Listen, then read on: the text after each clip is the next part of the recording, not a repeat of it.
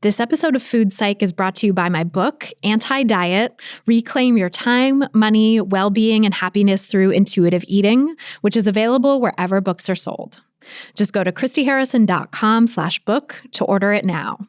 That's christyharrison.com/book. Welcome to Food Psych, a podcast about intuitive eating, health at every size, body liberation, and taking down diet culture. I'm your host, Christy Harrison, and I'm an anti-diet registered dietitian, certified intuitive eating counselor, and author of Anti-Diet. Join me here every week as I interview interesting people from all different backgrounds about their paths toward peace with food and their bodies. And by the way, on this show, we bleep out diet culture stuff like weight and calorie numbers, but we don't censor swear words or other adult language, so listener discretion is advised. Anti-diet revolution, we're for health at every size. Eat the foods you like.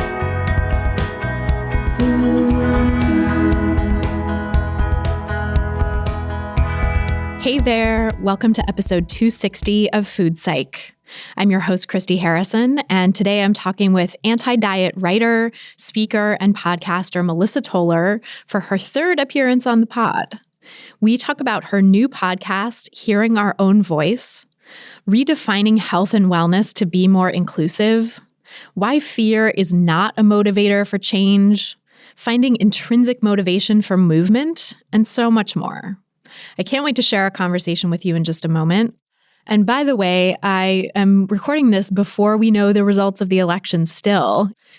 So I hope by the time you hear this, we'll all be celebrating a win for democracy. Okay, so now it's time for Ask Food Psych. And this week's listener question is from a listener named Jay, who writes, "Hi, Christy. I love the show and I cannot wait to read your book. I struggle with binge eating in the context of ANBP, which is anorexia binge purge subtype, and I've made huge strides in my recovery. At this point, though, I still find myself binging on my days off from work, literally every time the weekend rolls around. My head tells me I should get it over with today and tomorrow because I can't do it during the work week. It really seems like it's just habitual and not in response to restriction as it has been in the past. Do you have any advice for how to break this habit? I would so appreciate any feedback. Thank you so much." So thanks, Jay, for that great question. And before I answer, just my usual disclaimer that these answers and this podcast in general are for informational and educational purposes only, aren't a substitute for individual medical or mental health advice, and don't constitute a provider-patient relationship. So I'm, first of all, so glad that the podcast has been helpful, and I hope the book will be too by the time you read it. And I think the book might help clarify something that I haven't talked as much about on the podcast recently, but that is a constant issue for people in recovery, which is that mentally restricting food can drive binge eating just as much as physically restricting it, and the two often go hand in hand. And it really sounds like that's exactly what's happening for you, because you're literally telling yourself, I should get it over with today and tomorrow because I can't do it during the work week. Which I know might in part be just a reference to the fact that you think logistically you won't have time to binge during the work week. But really, it's mental restriction because you're telling yourself that you can only get your needs met with food on these 2 days a week, right? You can only do this thing, this binging thing that meets your needs 2 days a week. And the rest of the week you have to suffer. And then I'm sure that there's got to be at least some form of physical restriction, some amount of physical restriction going along with that mental restriction. I know you're saying it's not and that it feels like it's just quote unquote habitual. But the truth is that when you have disordered eating that goes in cycles of restricting, binging, and compensating, which you do and you have that history because that's what ANBP is, it's often hard to tell that you're still physically restricting because maybe you're not doing it as intensely as you did before, when you were in the depths of your eating disorder, but you're still doing it subtly. You're still subtly restricting, and often you're still subtly compensating as well. And subtle restriction and compensation are still significantly harmful to your relationship with food and still drivers of binging. And I've seen this again and again in people with this kind of eating disorder history. it can be such a slow process to let go of restricting and let go of compensating completely, and to even see that you're still doing it at those subtle levels. And often the biggest clue that you are still doing those things is that you're binging. Binging is generally a signal that there's some subtle level of deprivation present, whether that's deprivation from food insecurity or restrictive eating or compensatory behaviors, or even just the expectation of restriction, or all of the above. And by the way, even though we've been talking about a diagnosed eating disorder, I just want to highlight that the restrict, binge, compensate pattern is also the one that a lot of people fall into who don't have a full-blown eating disorder, but who are chronic dieters. And so regardless of where you fall on that spectrum, binging will continue to be a part of that cycle until you stop all forms of restricting and all forms of compensating. You just can't focus on the binging and think that it's going to stop, like that you can put all your energy on stopping the binging when there are these other behaviors that keep driving it. Now, of course, I will say that there are some people out there, and in my experience, this is a pretty rare situation, but some people do experience that binging is more about meeting emotional needs than about restriction. But it's not possible to really know that, to really tease apart the effects of restriction from the effects of, emotional needs getting met without having healed from the restriction. And I talk about that with Judith Matz in episode 151 of the podcast. So I would really encourage you to check that out to get more into that distinction. But as she puts it, she really encourages people to wait until they're very far into their healing from restriction and diet culture, until they start thinking about finding other coping mechanisms for emotions that the binging might have alleviated. So what I would recommend to anyone in this situation is to start eating more during the week and more during the day too, maybe, to help make sure you're really getting your needs met every single day so that you don't have to just rely on weekend binges, or for some people, it's nighttime binges, right? You don't have to just rely on certain times of the day or week to give you everything you need. And by everything you need, I really mean all of your energy needs from food, right? So stopping that physical restriction, but also your need for pleasure and freedom with food, your need for satisfaction, your need for things that really bring you joy and that are delicious. Now, I want to be clear that there's absolutely nothing wrong with binges. There's nothing wrong with binging. In fact, it's probably saved your life because you were starving and needed food. And all that being said, you also deserve to give yourself what you need all the time, consistently, and to not have to only get those needs met in the desperate and secretive way that happens with binges. The other thing I would recommend is that if you're not already working with an eating disorder treatment team, definitely start doing that if it's available to you. I have a list of providers I recommend at christyharrison.com/providers. We'll put links to that in the show notes too, christyharrison.com/providers. And if finances are an issue for you, as I know they are for some people during this pandemic, many people, know that many of the providers on that list offer sliding scale spots for people with financial need. And the reason I recommend working with a treatment team is because it sounds like you've had a really painful and disordered relationship with food. You've been really far gone into disordered eating world, and you're not out of the weeds yet. And, it sounds like you still have some significant restriction and perhaps also compensation going on, as evidenced by these regular weekend binges. And so you really need and deserve a care team that can help you see where that's happening, where the restriction is happening, where the compensation is happening on a subtle and day-to-day basis, and give you ongoing support for letting go of those behaviors and healing from the deprivation. So I hope that helps, and I'm wishing you well on your path to peace with food. And if anyone wants to submit their own question for a chance to have it answered on an upcoming episode, you can go to christyharrison.com/questions. That's christyharrison.com/questions. And then if you want to ask me not just one question, but all of the questions, all your questions, and have me answer them every single month, you can come join my online course, Intuitive Eating Fundamentals, where I do a monthly Q&A podcast just for course participants. And you can ask every question you want every single month, and also listen to hundreds of other answers that I've given to other people already so that you can get all of the sticking points and challenges with intuitive eating addressed and help implement it into your own life. That's just one of the ways in which the course helps give you consistent support in rejecting the diet mentality and incorporating this anti-diet approach into your life. You also get 13 modules of audio and written content teaching you the principles of intuitive eating, and you get to be part of a private community forum that is just for course participants, where people get to have daily guidance from me and my team and each other, and really go through this anti-diet work together with hundreds of other great people who are on the same path, so that you can help each other recognize and reject the diet mentality in all its sneaky forms and get through all of those subtle ways that you might still be restricting and depriving yourself. If you're ready to break free from diet culture, reclaim the life it stole from you, and join a community of hundreds of other great people who are doing the same work, you can come learn more and sign up for the course at christyharrison.com/course. That's christyharrison.com/course. This episode of Food Psych is brought to you by ThredUp. When it comes to a major overhaul of your closet every season, there's only one place where you can shop all your favorite brands at once, and that is ThredUp. They are the world's largest online thrift store with up to 90% off estimated retail, and they have over 45,000 brands for women or kids' clothing, plus handbags, shoes, and lots more for a fraction of the price. You can customize your search by your size, your style, and your budget so that you can find the best deals instantly. I recommend ThredUp all the time to anyone looking to swap out old clothes you don't wear anymore for ones that look great and fit the body you have right now.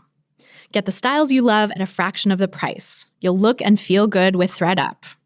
And for Food Psych listeners, here's an exclusive offer just for you.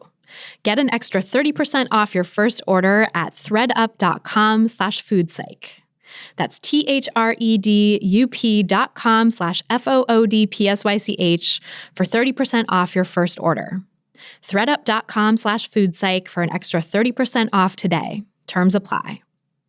And now, without any further ado, let's go to my conversation with Melissa Toler.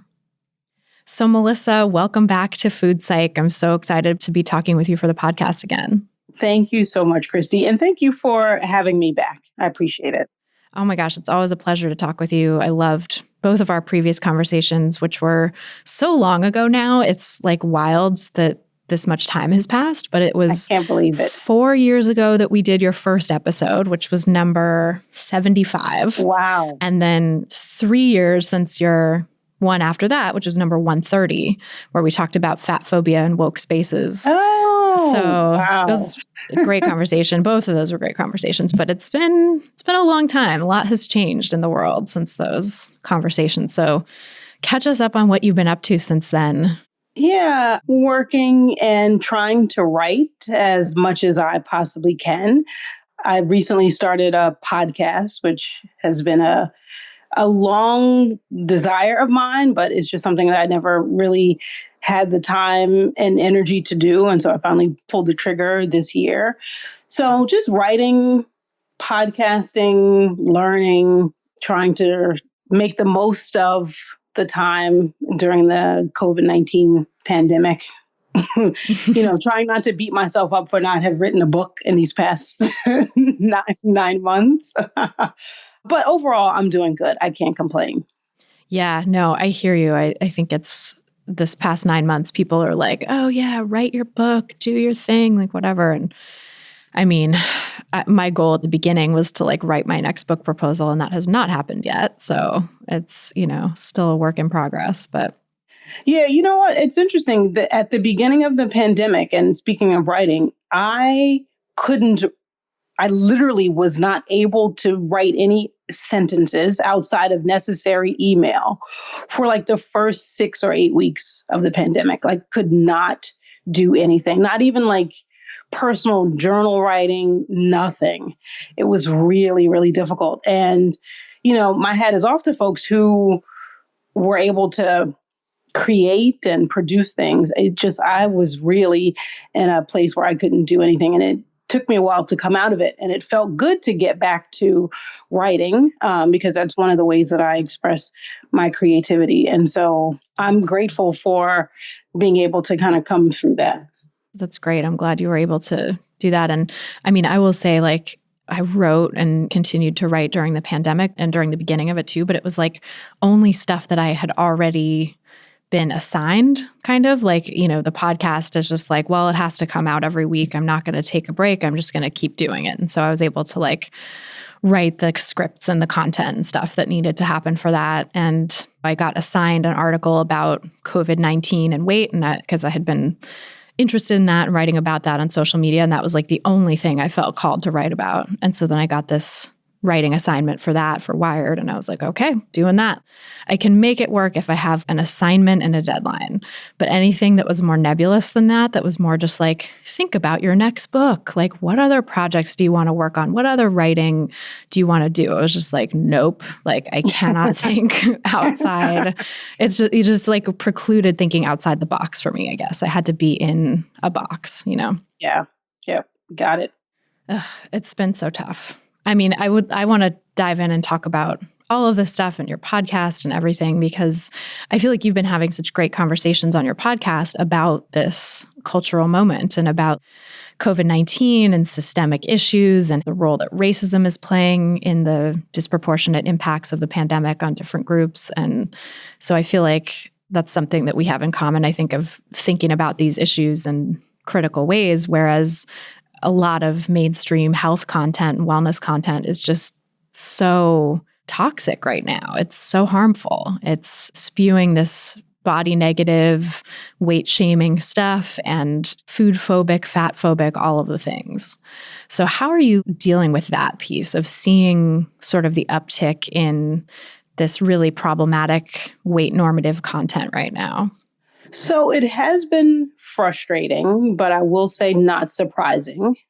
It has been awesome to see articles like yours that come out and go against these messages and themes that we've been hearing during the pandemic. It feels like the usual personal responsibility, all the usual rhetoric around health and wellness has just been ratcheted up several notches.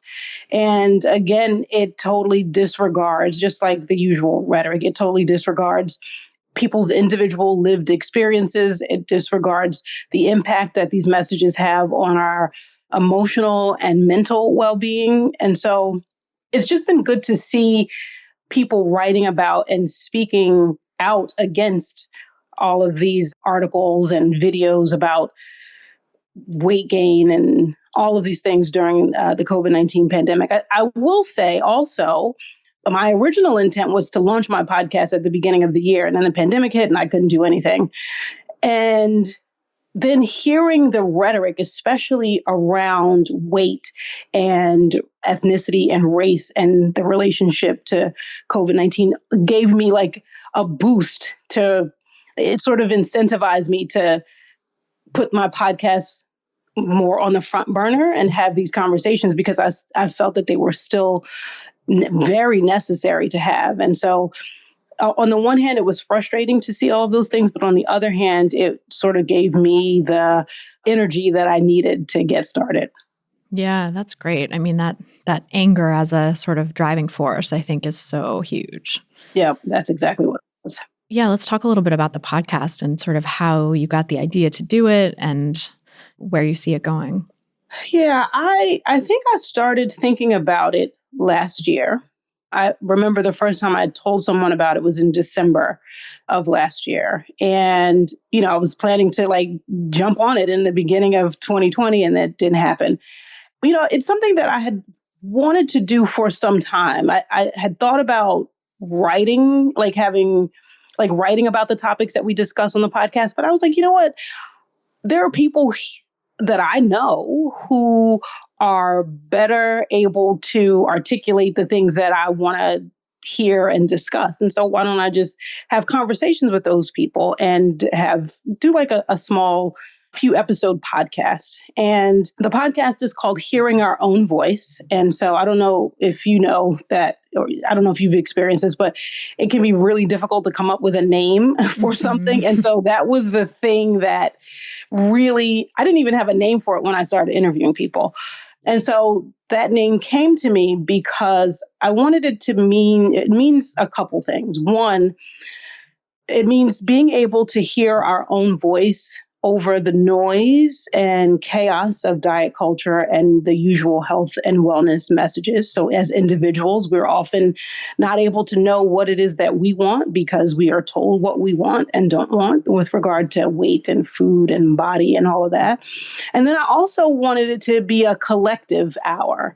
So, and that's why there's no S on the voice. It's a collective voice of hearing stories that center Black people, have Black lived experiences. And while there is no singular Black experience, I wanted us to be able to hear the voice of folks who are doing this anti-diet, weight inclusive, body liberation work, which we often don't get to hear.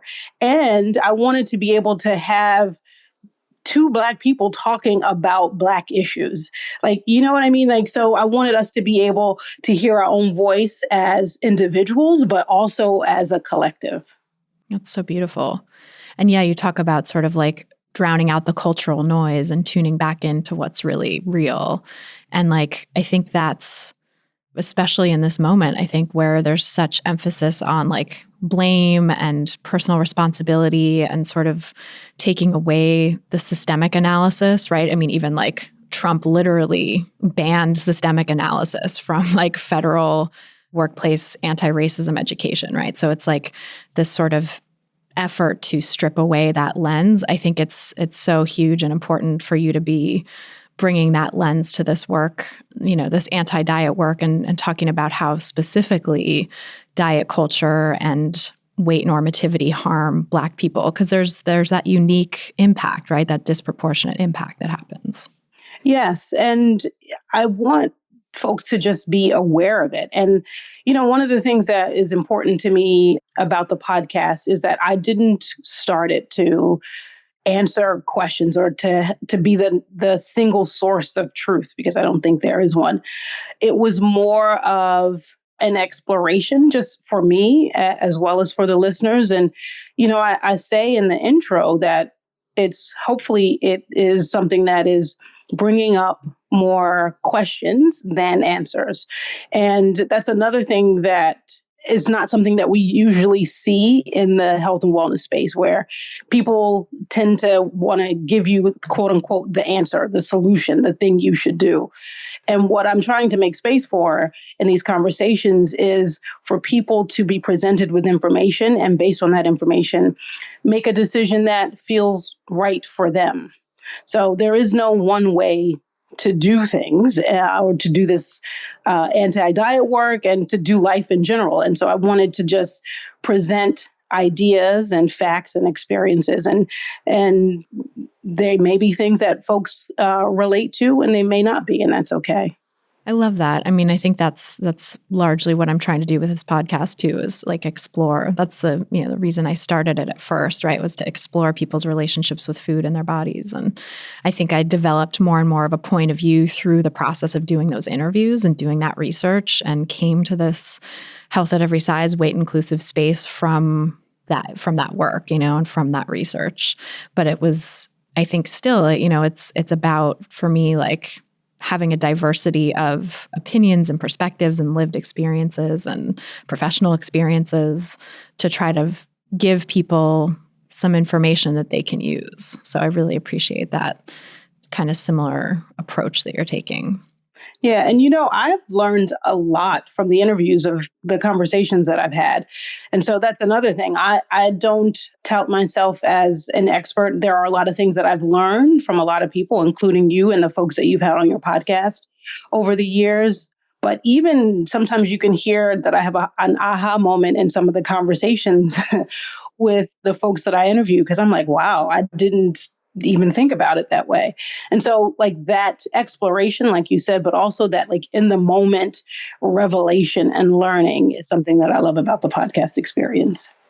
Yeah, it's so cool. There's something about almost the co-creation of information, right? It's like, it's not just one person giving information to another. It's then like you're, as the interviewer, you receive that information. It sparks something in you that you can then sort of give back to the other person and like play with in conversation or develop in conversation. Yes, absolutely.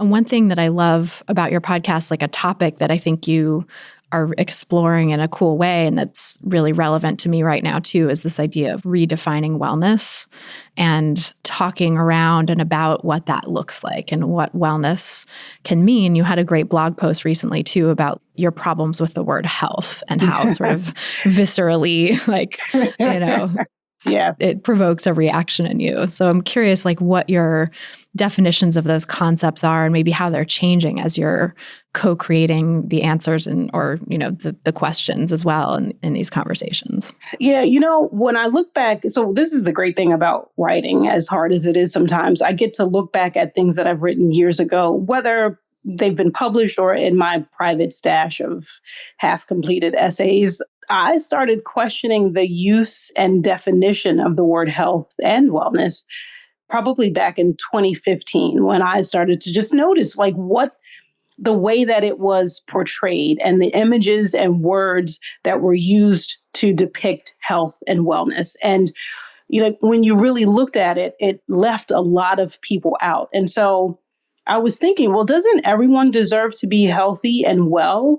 And the answer is yes. But when you look at the way that the traditional health and wellness model operates, the answer to that question is no, because there's a specific look of health and wellness. And so that was sort of the start of my discomfort with the word health, because it can mean a lot of things, a lot of different things to different people.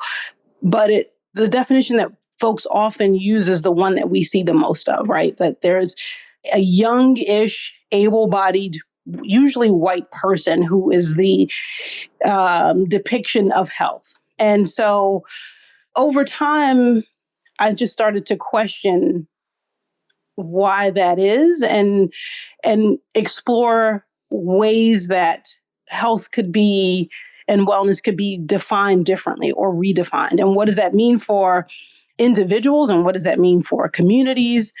And so that's one of the things that, in the podcast, I wanted to talk about both the issues and frustrations with the traditional health and wellness model, but I also wanted to have my guests talk about how they have found wellness for themselves, how they have redefined wellness for themselves, how they have found joy in movement, how they have let go of diet culture thinking. I wanted that flip side, that side that you don't often get to see from every person, right? And especially the people who are on my podcast who are all Black, many are fat. You don't get to see folks like that living a great life. Like that's not what we get to see as health or symbols of wellness. And I wanted to be able to have those conversations. And so it's just important for me to just bring the concept of, can you redefine what wellness means for you and make it such that it fits into your life and you don't have to do all of this shape shifting and things that aren't sustainable to achieve someone else's definition of what wellness is.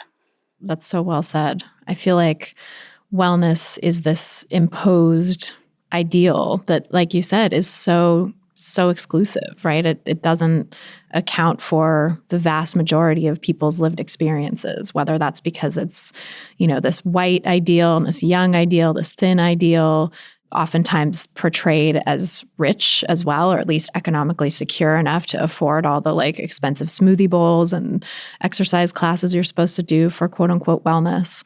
And so it's so marginalizing and excluding, it keeps people out of the definition of wellness. Yeah, and I like the word that you use. It's imposed. It is imposed. There's a definition or a depiction that is presented that we're supposed to aspire to, be inspired by, and then take action toward. And oftentimes it is something that, number one, isn't sustainable, and sometimes is not even like even briefly attainable for people. And instead of the response to that being there's something wrong with the definition, oftentimes the response is that the person isn't working hard enough, or they're not trying hard enough, or there's something inherently flawed about them such that they aren't able to achieve these levels of health and wellness that we see so often depicted in mainstream media.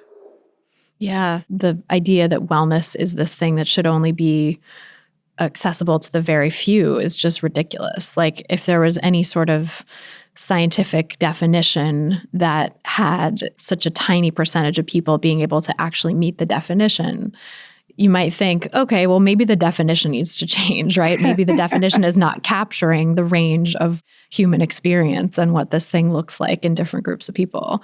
But instead, I think because for so many complex reasons, right? Like diet culture and the wellness industry and the racism embedded in diet culture from the beginning and the fat phobia and all of it. It's like there's huge industries making money off of us thinking that we don't have or deserve access to wellness, and especially for marginalized folks, Black folks and fat folks and people of color and all the rest, right? So there's this deliberate gatekeeping of wellness that's happening. And so that's why I feel it's important to speak directly to Black people. And again, I'm not the all-knowing person. I just want to have those conversations where I'm speaking directly to Black people about issues that often aren't talked about publicly around health and weight and wellness. Because what we often see, and even in the anti-diet community, it's often very white. And it can be difficult to find where you fit in with that. And like, what are the messages that are relevant to me? And wellness is the traditional health and wellness model and community and paradigm, whatever you want to call it, is very ableist, it's racist, it's all of those things that are exclusionary. And it only serves to reinforce and hold up the body hierarchy that already exists. But in the name of it's allegedly caring about people or encouraging people to take care of themselves. And what care is there in reinforcing a harmful body hierarchy? There isn't any. So, that realization has allowed me to sort of push that thinking, the traditional health and wellness thinking and model aside. And, for my own life, just reevaluate, what does it mean for me to be healthy and well? And that includes my physical well-being, my mental and emotional well-being, and acknowledging that sometimes one or all of those things will not be ideal or what I even want them to be. And that's okay, right? I'm still worthy despite that. I'm curious what some of the specific messages that you got over the years and that, maybe some of your guests have gotten over the years about what it means to be Black and the health, quote unquote, risks or implications of being Black are that you had to unlearn and put aside in your redefining of your own idea of health and wellness. A number of my guests talk about and I haven't experienced this personally, but it's one of the things that annoys me is the attachment of certain illnesses like heart disease and high blood pressure and diabetes. And so putting those on Black people as if, one, it's a thing that is naturally occurring. And so there's a naturally occurring defect, or we just make bad decisions, or a combination of those two things. And so oftentimes we hear those messages, and I've heard those messages growing up and as an adult, that, Black people are at higher risk for X, Y, Z, so therefore you need to lose weight and do all of these things. That is just more diet culture than true caring about the real issues behind those illnesses. And so not only is it vilifying just illness, like human beings get sick, like that's part of living here on earth, but it sort of like demonizes, that's the word I'm looking for. It demonizes folks who have diabetes or heart disease or hypertension as people who have done something wrong and need to be fixed. So that's one thing that I've had to unlearn myself. And oftentimes, and often the guests that I've had on my podcast have said, have had those experiences personally or within their family as well. These warnings that we tend to get around being careful. If you gain too much weight, you will get XYZ disease. And so, those are the things that are used to, quote unquote, encourage us to be healthier. And it can be frustrating to hear that all the time. Like, that's the only reason you want me to come out to the group exercise. One of my guests, Courtney Marshall, mentioned that. She said one of the things that it frustrates her is that, yeah, it's great if you want to get together in the park and do some exercise, but why do you have to put all these warnings and cautions on the invitation? Why is that what you think will get me to come out? So it's the using of these, it's like fear mongering. That's what it is. It's the fear mongering. Well, it's so interesting too that the fear mongering is supposedly geared towards getting people to quote unquote take care of themselves or engage in healthy behaviors. And yet fear is not a good motivator. Fear often drives people the opposite direction.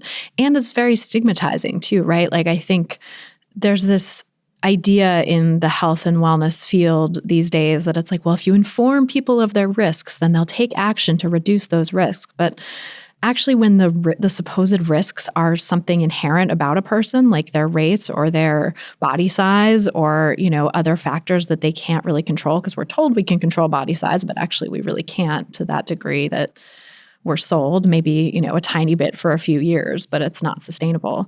There's all these things that are not really within our control that we're told are risk factors. And then I think that actually results in self-stigmatization. Stigma keeps people from taking care of themselves. It pushes them further away from that supposed health and wellness that the risk factor fear-mongering is supposedly aiming toward. Absolutely stigmatizing. Absolutely keeps people from pursuing activities or things that they would otherwise enjoy. And it just doesn't have the effect that people think it does.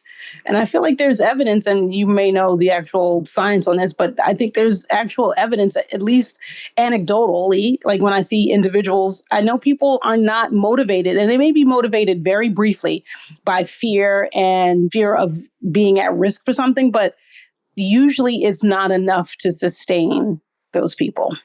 Yeah, there's definitely research on that. We can dig some up and put it in the show notes for anyone listening who's curious. But I remember learning that in public health school and in, nutrition education classes and stuff, but it doesn't really stick at the sort of larger level. The public health messages still do that fear-mongering and stigmatizing thing, even though there's so much evidence that stigma doesn't work to quote unquote improve people's health behaviors. I just saw a study the other day, maybe today actually even, that said a study of whether or not informing people of their quote unquote O-word status, their larger body status, was helpful or not for their self-care behaviors, basically for, getting them to take care of themselves. And actually it was very unhelpful. The sort of conventional wisdom is if you tell people that they're too large, then they'll take action to shrink themselves and be healthier. But actually, it has the opposite effect. It makes people not want to engage with healthcare, and it stigmatizes them and puts them at higher risk because of the stigma.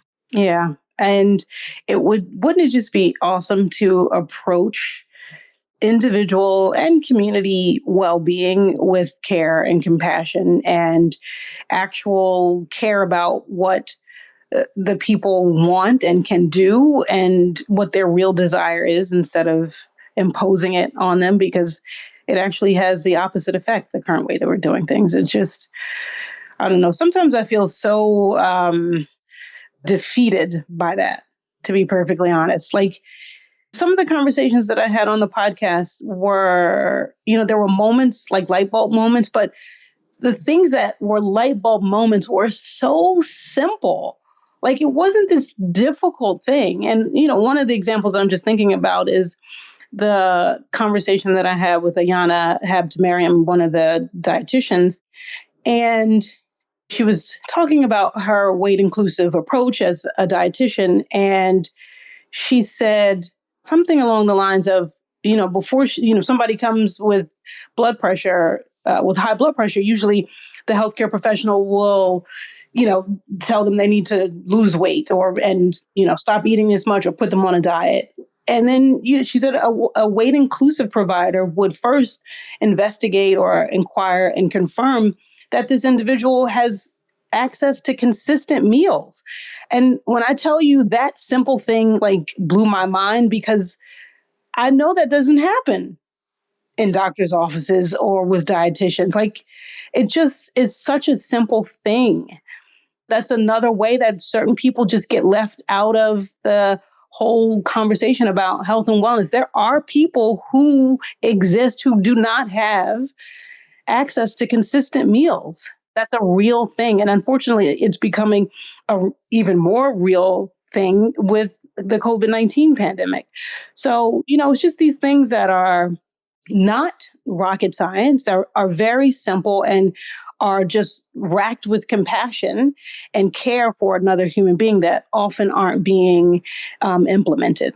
Totally. I mean, I feel like the siloing of medicine into physical health and mental health just cuts so many providers off from that like human side of themselves and from that awareness that mental and physical health are intimately connected, and that to really support someone's well-being, you can't just like give them a list of things to do and be like, go forth and be healthy if you do these things, personal responsibility. Like it's like looking at the context of someone's life and actually are there factors impeding their well-being that can be addressed that, provide like a doctor could help someone figure out access to like a food pantry, for example. That could be a role that a primary care provider could play. And why is it that we limit primary care providers so much to partly insurance companies, right? It's like they have 15 minutes to see a person, but why is our imagination limited to just like they take your height and your weight and they tell you to, exercise more and eat less or whatever? Yeah. And so, it's a big issue to solve, as simple as some of the solutions are, like you just articulated. It's a big, entrenched, complex issue. And so, back to my original point, that's one of the reasons why it can feel, or I feel sometimes just helpless and hopeless and defeated by it. Like, kind of like, well, why am I even doing this? But I do think even within this complex problem, there are some things that we can do as individuals. There are things that we can do in our communities. There are things that we can do as helping professionals to make things a little bit easier for people. I think there are some steps that we can take, and it may not change the entire system in our lifetimes, but I think there are people who are doing things differently and experiencing and redefining health and wellness for themselves and their communities and for their patients and clients. So those things are happening. And so it can feel hopeless, but there are people who are making it happen. Yeah, I feel that way sometimes too. It's a dance, I think, between feeling like the more you learn, right, the more you know about the system and how fucked up it is, frankly, like it can just feel so like, there's no way we can get past this. There's such a huge, industry, multiple industries and, systemic bias that are sort of so entrenched that it's going to be hard to undo. And yeah, the truth is we may not see it change in our lifetime or change all the way in our lifetime, right? Even if there's some small but significant shifts from some corners of the world. But I think you're right that just like having these conversations, like you said before, even if people are left with more questions than answers, I think some of the best individual revelations, and this is something even in behavior change, theory that is well known is like, motivational interviewing is actually a better approach for helping people make changes than just telling them what to do, right? So motivational interviewing, like eliciting their reasons for wanting to change, drawing out discrepancy of what's going on in your life now that's standing in the way of it. How can you sort of move through it? Like helping people kind of ask themselves and answer their own questions. And I think that process, if we engage with it, engage in a real way and don't just sort of skate past it, can have real impact in individuals' lives and, like you said, too, communities. Because like I know for many people listening, probably they are health professionals or they are parents or they are partners or they are friends or they have some influence in their life with other people that are struggling with diet culture too. And if we can all sort of work out these questions for ourselves, maybe we'll be able to have impact on the people in our spheres as well. Yes. I think there's a lot for us as individuals to learn and unlearn and bring that into our families and communities, which is no small feat. I mean, it's not an easy process, as I'm sure we've talked about numerous times. It isn't, but it is something that can create some discernible change within an individual's life and within a community and family. Yeah. And I mean, I think about like your story, right? Like you shared in the first episode that when you started doing those fitness competitions and then all these people were coming to you like wanting, your quote unquote solutions or your tricks or tips or whatever. That was an example of kind of influencing in the other direction that's so common in diet culture, right? Where you lose weight and you start getting compliments and then people want to know your secret. But, there's the opposite way, like the way that you've moved now in your career is you're educating people in all these different arenas around how wellness can look different and around weight inclusivity. Yeah, that's true. But I will tell you, there are far fewer people asking me how I'm doing what I'm doing now than before, which shouldn't be, unfortunately, isn't a surprise, but that's that's the situation. Yes. It says a lot about the state of our world. Oh my God. That is so ridiculous. Oh, that's funny. I'm curious too about your career as a pharmacist, because that's another piece of your experience that I can imagine there's probably so much wellness culture and diet culture sort of wrapped up in that. So how have you navigated that? And how have you seen it change too in the time that you've been working in the field?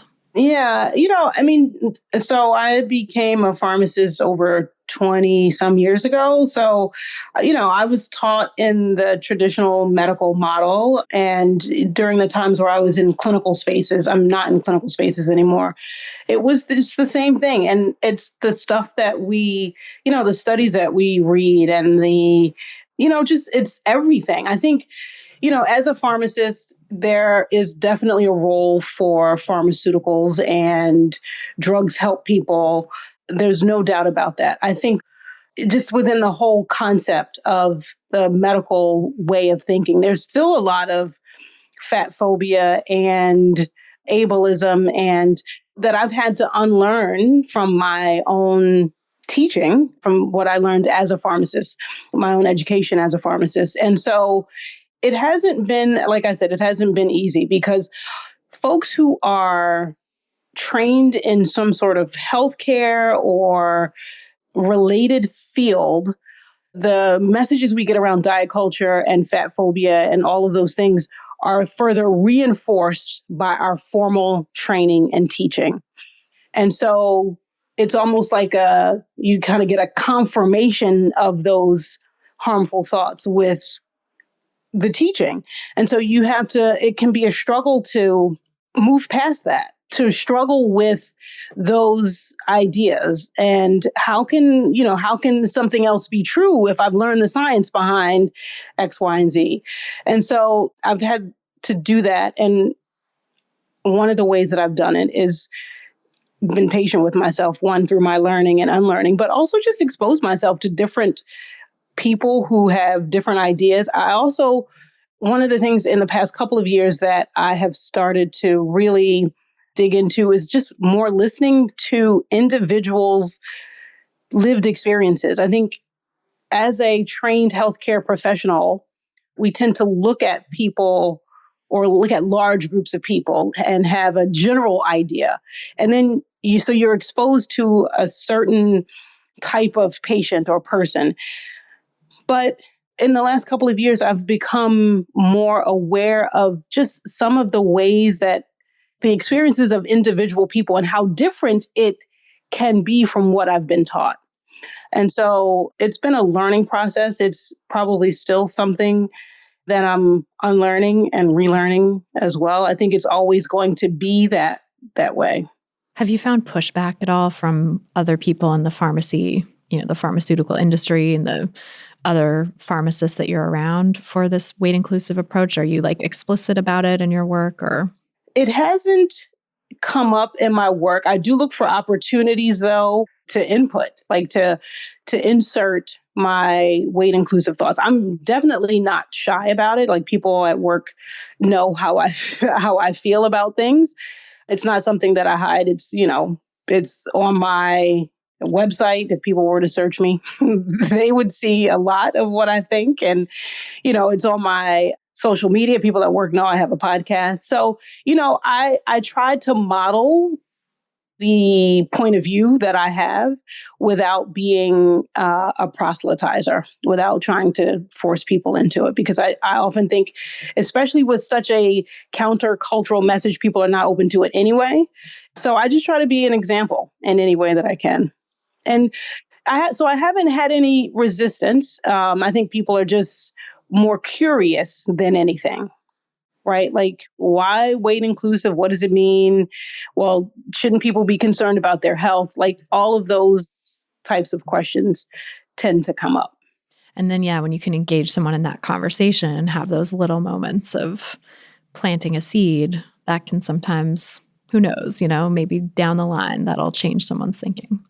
Yeah. And I hope it does, but I'm okay if it doesn't, because I know the chances of that happening are not high, unfortunately, but people really have to be ready, right? They have to be in a place of receptivity to these ideas, and that doesn't happen easily. And especially when they're so indoctrinated into like medical culture and diet culture thinking that's in the medical field. Yes, I actually, that made me think of, after my first episode of the podcast came out, someone who's a fellow healthcare professional who I would have thought would not even be interested in being anti-diet and weight inclusive actually IM'd me on Instagram and was like, wow, I didn't think about it that way. And so, I was like, oh, okay. So, that those little instances are sort of glimmers of hope for me, because I'm like, oh, she's the last person that I would have thought would have even listened to it, let alone gotten something out of it. That is really cool. That gives me hope. And hearing like messages from people who listen to my podcast too gives me hope, because I'm like, okay, there's some people in here people I know in real life, or just people who have a kind of job or are in a particular space in their life where I'm like, oh, wow, I wouldn't have expected you to be resonating with this message. And the fact that you are says a lot. It's exciting. It can be. Yep. It can help to soothe those feelings of hopelessness and defeat. Yeah, that dance is real, and you need those boosts to kind of counteract the feelings of defeat. What about in your own life, like in your own relationship with food? How do you think things have changed even since the last time we really talked about that 4 years ago? Do you feel like your own unlearning and healing has continued? Definitely. I think between food and exercise, the bigger conflict has been exercise. So things haven't really changed since the last time we talked with regard to my own personal relationship with food. I feel like that's in a good space. It's the exercise that still plays mind games with me. And, I think it's because I've always loved exercise, even as a child. And then I started to do fitness competitions in my early 30s. So exercise was like a huge part of my life. And then I stopped because I just didn't want to do it anymore. And, I was just tired of I was just tired of lifting weights, and lifting weights was my absolute favorite thing to do. And so, and it's an example of how diet culture and like this push to be thin or lean or ripped can screw with your natural like and desire for certain things. And so I do believe that that's what happened with me in exercise. And so I still kind of struggle with just doing movement because my body feels like it needs to move, like to move energy around, or because it's something that I enjoy. I still sometimes go through that. Well, I should really work out for X amount of minutes and this many times a week. And so like that tape is still sometimes playing. And I'm not as able to do the things that I was able to do 4 or 5 years ago. And I have to counteract the messages of feeling like I'm less than because I'm not able to lift a certain amount of pounds, whatever. I'm not able to do the things or work out as long as I was able to 3 or 4 years ago. So that's another part of my relationship with movement that's sort of evolving and hopefully going in the right direction. Yeah. What are you finding are helpful ways to talk to yourself through that? Like what's been helping you kind of accept and move through the difficulties that are coming up? One thing is I just sit and I let the messages come, and I realize it's just a tape that's playing.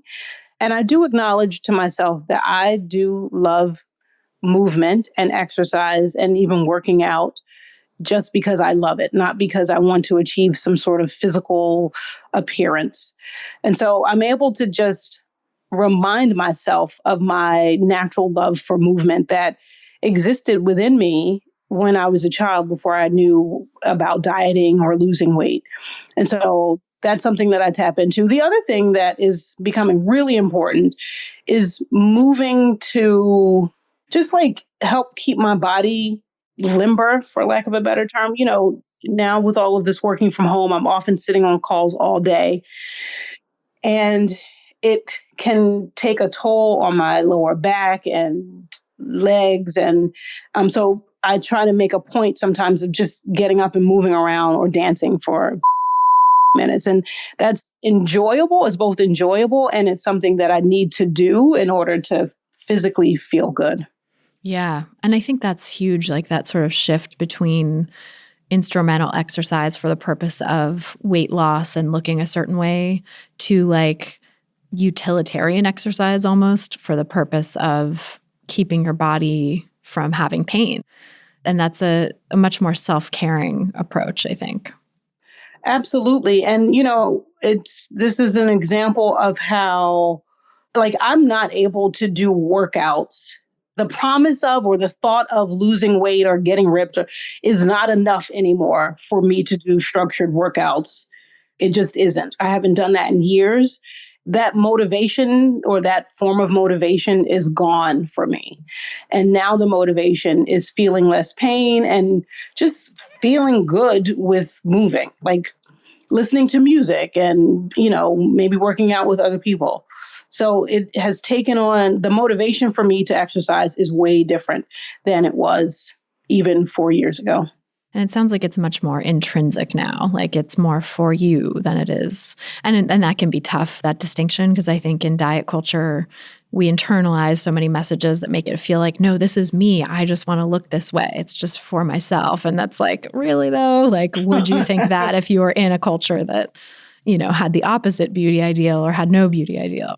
But the intrinsic, it's maybe tricky too with like healthism, because there's sometimes the healthist motivations. And for me, sometimes I notice myself catching that where it's like, okay, am I thinking that I need to do this because I genuinely want my body to feel more limber and flexible and stuff, or because I want my body to like function a certain way that I'm imposing on it, like that I'm thinking I should be able to do this stuff because of received wisdom about quote unquote wellness and what it looks like. So there's that like tricky thing too. But I think when you really get down to it where it's like, I just want to feel the good feeling of like stretching or dancing, or I just want to like bop around to this song. And there's no other kind of external motivation of why I think I should. That's when you know you're kind of at the real joyful / self-caring motivation.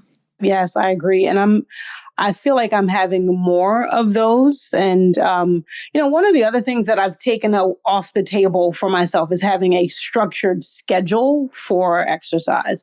I don't have that. It's sort of when I can, when I feel like I can. And I know that doesn't work for everyone. There are people who may do better with a structured schedule, but that makes me want to rebel at this point. And so if I kind of do when I feel like it, and I do whatever I feel like doing at the time, I don't have a pre-planned idea. It's just when I show up to the exercise space, whether it's my living room, the backyard, or the bedroom, it's whatever I feel like doing. I love that. And I think that that's helpful for keeping those motivations intrinsic, as opposed to feeling like you have to do it because someone is telling you to, like with a personal trainer, or because you're competing against someone else or yourself or whatever it might be. And I know that, there's some people who grow up with like competitive athletics where it's like fun for them to compete, but I did some competitive sports as a kid too, and I never liked that aspect of it. I always felt like the competitive part detracted from it for me. It got me in my head and got me comparing myself and like jealous and just these things that took away from the intrinsic pleasure of the movement. Yeah. It's not easy. The movement thing I've been struggling with that for years. It is tricky. And especially I feel like with your history of having gone so hard into like the competitive fitness stuff, I bet that just really took away so much of the pleasure of it for a while. Absolutely. Absolutely. Well, that's great that you're even having gone so kind of extreme and damaging relationship with movement, that you're now able to come back to a more joyful and intrinsic and pleasurable relationship with movement. It's optimistic for other people, I think, who are in that boat that are trying to recover. Yeah, it feels like it's a good step. Yeah, that's awesome. Oh my gosh, I could talk to you forever. This is I know. So much fun. It's so nice to catch up. I know. I can't believe it's been 3 years since our last conversation, but this was awesome. I know. Yeah, this was great. I'm so glad to have you back on the show, and so excited for other people people listening to check out your podcast. I think it's just a really great addition to the anti-diet space and a unique perspective. I think like having it be conversations specifically with Black people for Black people, and for anyone who wants to listen to learn too. I feel like I've learned a lot listening to it, and just love the people you've had on and the conversations. And so tell us where people can find the podcast and learn more about it and your work. Yeah, so it's at melissatoler.com/podcast. And the podcast is called Hearing Our Own Voice, and it's on Spotify and Apple. Amazing. We'll put links to that in the show notes so people can find it. And probably wherever you're listening to this, if you just search for it, you might be able to find it depending where that is. And I know Apple blasts out the feed goes to other feeds too. So you might be able to find it on other podcatchers as well. Yes. Yeah. I was like surprised when I first saw where mine was. And I was like, I don't put it on Apple. Why is it in all these other random places? I didn't know that until just now. Yeah. I don't even know the names of some of the like podcast apps, but a lot of them just borrow from Apple. So. Oh, interesting. I'll have to go that today. Yeah, totally. It'll be a fun little research project of like, ooh, where is my podcast now? But thank you again so much. This is a wonderful conversation. Thank you for having me on again, Christy. So that's our show. Thanks again so much to Melissa Toler for joining us on this episode, and thanks to you for listening. If you're looking for some practical tips to help get started on the anti-diet path for yourself, grab my free audio guide, 7 Simple Strategies for Finding Peace and Freedom with Food. Just go to christyharrison.com/strategies to get it. That's christyharrison.com/strategies. If you've gotten something out of this podcast and want to help us reach more people who need to hear the anti-diet message, you can share this episode and subscribe to the pod on Apple Podcasts, Stitcher, Spotify, or wherever you get your podcasts. See all the places to subscribe at christyharrison.com/subscribe. That's christyharrison.com/subscribe. You can also leave us a nice rating and review in your podcast provider of choice, which is another way to help new listeners discover the show. To get full show notes from this episode, including all the resources we discussed, plus a full transcript, just go to christyharrison.com/260. That's christyharrison.com/260. And to get the transcript, just scroll down to the bottom of the page and enter your email address. This episode was brought to you by ThreadUp. Saving on your fall closet just got a lot easier and more fun with ThreadUp. Get an exclusive offer of an extra 30% off your first order when you go to threadup.com/foodpsych. That's threadup.com/foodpsych for 30% off your first order today. Terms apply. A big thanks, as always, to our editor and sound engineer, Mike Lalonde, our community and content associate, Vinci Chue, our administrative assistant, Julianne Watasik, and our transcriptionist, Mycroft Holmes, for helping me out with all the moving parts that go into producing this show every week. Our album art was photographed by Abby Moore Photography and designed by Melissa Alam. Our theme song was written and performed by Carolyn Pennypacker Riggs. And I'm your host and producer, Christy Harrison.